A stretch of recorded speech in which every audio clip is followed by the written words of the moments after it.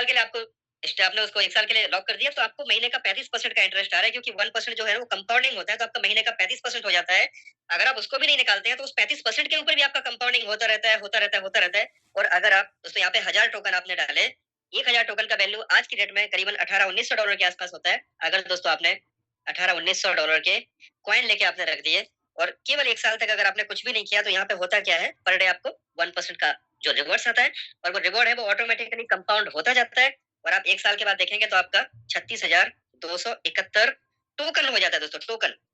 और अगर आप कैलकुलेटर यहाँ पे निकालो, तो 1 साल में जो आपने 36,271 टोकन हुआ, और कम से कम दोस्तों 1 साल के बाद क्या लगता है इसका प्राइस? क्योंकि 1 महीने में जो इसका प्राइस है ना, हमने $1.2 से देखा है और 1.92 तक था अभी, पर एएलएस ने उसको जो है उसको एवरेज किया।